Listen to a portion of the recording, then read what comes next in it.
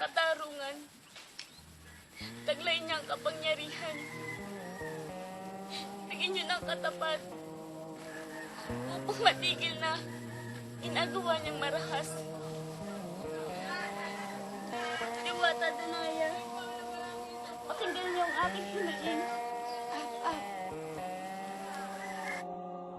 Ang kalakasang taglay ni Sumakwel ay umaabuso na. Oo nga't mahusay siyang pinuno. Ngunit hindi tama na pasakitan niya ang kanyang nasasakupan. Lalo't higit para lang sa kanyang pansariling kaligayahan. Bilang tugon, ako'y lilikha ng magiging katapat niya. Papangalanan kitang Enkidu, mamamalagi sa kagubatang nakapaligid sa kaharian ng Uruk. Ang kahariang pinamumunuan ni Sumakwel. Ang taglay mong lakas ay katumbas ng sangdosenang hayop. Ang lahat ng hayop na nabubuhay dito sa kagubatan ay mapapasunod mo at nasa ilalim ng iyong pangangalaga. Nilikha kita para sa isang misyon, ang tapatan si Sumakwel.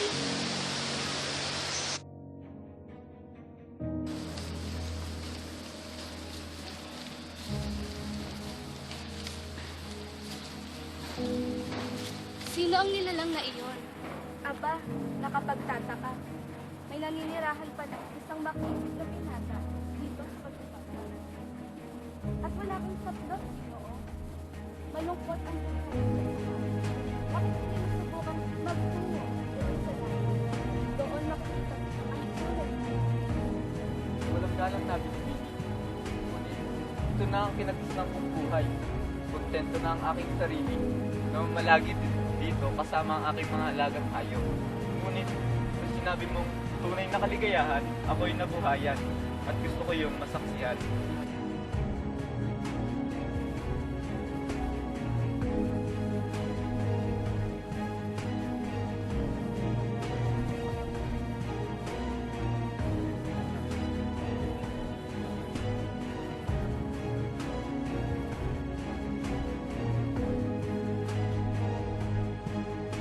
Kung gano'y, hindi na ako paghihintay. Turo mo sa akin ang landas na aking dapat tahakin. Ito ang tamang direksyon, Ginoo. Sa iyong pupuntahan, maraming magagandang kababaihan. Kabilang nga sa tinutukoy ko ay ang nagngangalang Mariposa. Taglay niya ang kaalindog at kariktan. Tunay na kahinaan siya ng mga kalalakihan. Alam mo na ang ibig kong ipakahulugan, Ginoo. Tila yata nakikita ko ang pagkasabik sa iyong mukha. Ilahin si Mariposa. Tunay nga, maganda siya. Perfecto ang kanyang katawan. Marahil isa siyang diwata sa aking aking. Alam ko na rin na ang oras, hindi ako ibigay. Oo nga, hindi ako nakakilala. Kaya ko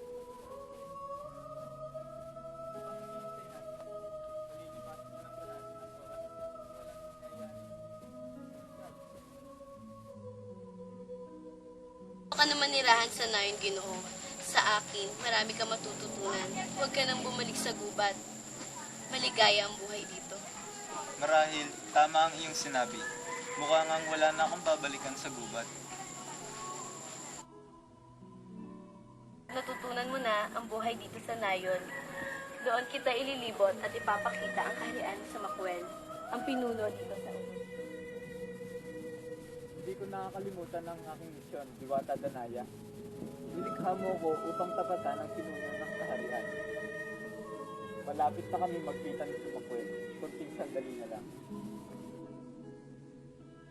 Marahil Enkidu, sanay ka na sa buhay dito sa nayon. Matagal ka na rin namamalagi dito. paano kung tayo? Sa kaharian ni Sumakwel, ikaw ay magtungo doon na nakikita mo siya. Ako'y lubos na nagpapasalamat sa iyo at tumatanaw ng impormasyon. Malaki na ang aking pinagbago simula nung una tayo magkita. Ganap na akong sibilisado. Salamat sa balita. Oo, magtutungo na ako sa kaharian ni Sumakwel. Sa huli nating pagkikita. Paalam. Handa na ako, Sumakwel. Magkikita na tayo.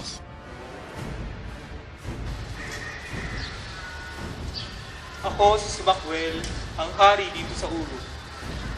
At sino ka namang pangahas na humaharang sa aking daraanan? Ako si Enkidu, malakas at may mabuting kalooban. Yun diya kita upang sa'yo makipaglaban. Ginagalang kita bilang hari dito sa Uro. Ngunit hindi ko papalampas, ginagawa ko sa iyo masasakupan. Harapin mo ako at ipakita ang tunay mong lakas.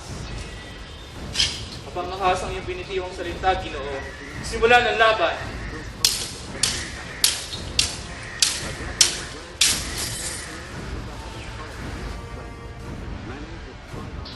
Ano ang nangyari sa matatalas mong pananalita kanina lamang?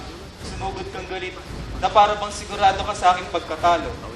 Ngunit nariyan ko sa aking harapan, Ginoo. May nais ka bang sabihin? Mahal na hari, ako'y bigyang kapatawaran. Ako'y hindi nag-iisip bago sumugod sa laban. Nagtiwala ako sa aking sarili na kaya kitang tapatan. Ngunit ako'y nabigo at ngayon humihingi ng tawad. Ako'y natatawa sa iyong pinamalas kanina lamang. Pero tulad mo, di naman ako ganong kasama. Ibigyan kita ng pagkakataon upang makabawi sa akin. Kahit anong mahal na hari, hindi mo lang pitli ng aking buhay. Sige, Ginoo, maaari ka nang tumayo.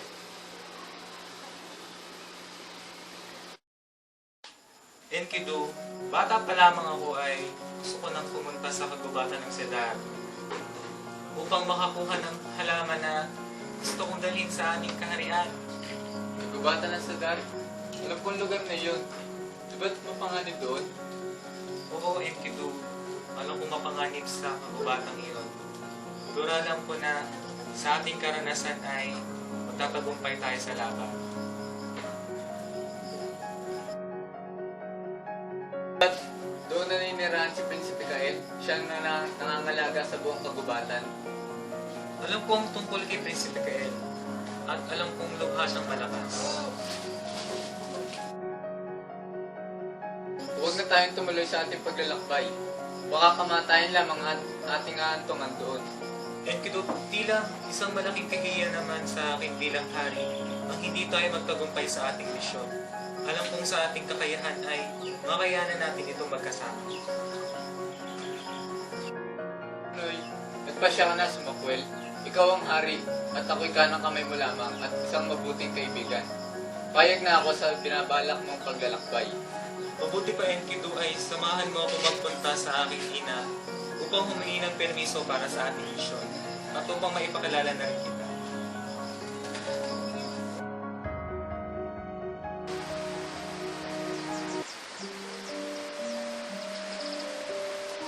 Magandang umaga, mahal kong ina. Aking anak, si Makwel. Ano ang iyong sinadya rito? Bakit mo iniwan ang kaharian at sino ang iyong kasama? Mahal kong ina, ako'y naparito kasama ang aking kaibigang sa Enkidu upang ibalita na kami ay pupunta sa kabatang Cedar upang makuha ang halamang matagal ko nang ninanais. Ngunit anak, lubhain yung mapanganib. Ina Verde, huwag po kayong mag-alala. Magkasama naming haharapin sa Makwel ang nagbabadyang panganib. Tila, hindi ko na mapipigilan ang inyong desisyon. At dahil naniniwala naman ako kung magtatagumpay kayo sa inyong paglalakad, bibigyan ko na lamang kayo ng basbas. Binabasbasan ko kayo sa inyong paglalakbay patungo sa kagubatang Cedar. Mag-iingat kayo.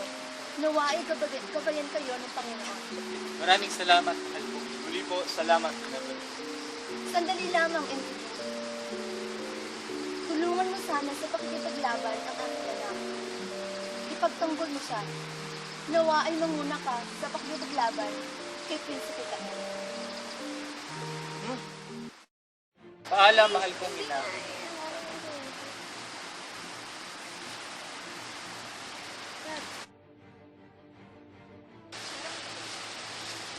Sumakwel, sandali lamang. Umiiral na naman sa akin ang pagdadalawang isip. Huwag na kaya tayong tumuloy sa kagubatan ng Cedar. Enkidu, ano pag-usapan din na pag-usapan na? Meron na tayong basbas mula sa aking ina. Alam kong tayo magtatagumpay, kaya halika na, maglakad na tayo.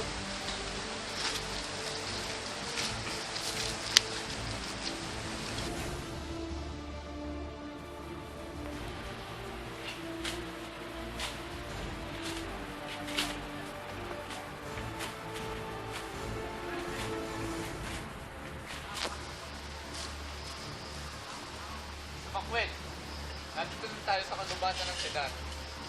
Oo nga. Mukhang ito na nga ang sedan.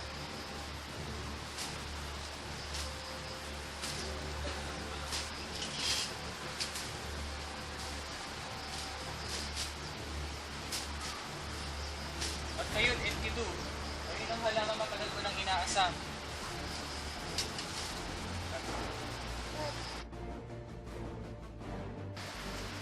Sino kayong pangahas na pumasok sa harian ko? At nais yung pangkunin ang aking mga alagang halaman. Sinasambit ko ngayon pa lamang. Hindi kayo magwawagi. Dadaan muna kayo sa talim ng galit ko. Mas may taglay kaming lakas kumpara sa'yo. Simula ng laban!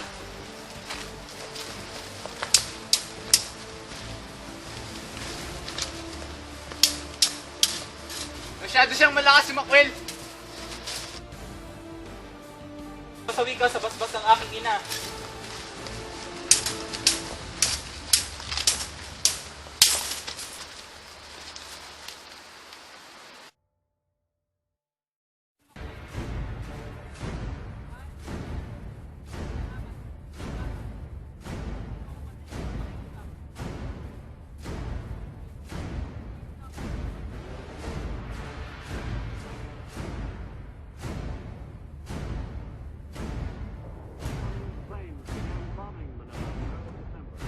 Ngayon, Enkidu, taglay na natin ang kasikatan sa buong kaharian.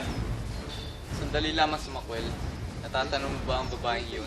Tila yata, palapit siya sa atin. Enkidu, kilala ko ang babaeng yan. Siya ang pinakamagandang babae sa buong kaharian.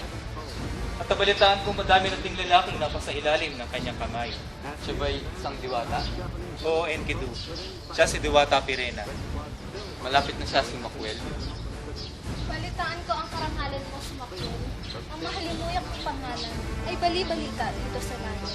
Ako, ang diwata ng kagandahan, ay sinadya ka upang ikay aking maging kasintahan. Maraming kalalakihan ang nahuhumaling at nagpapakahirap makapiling na katulad mo.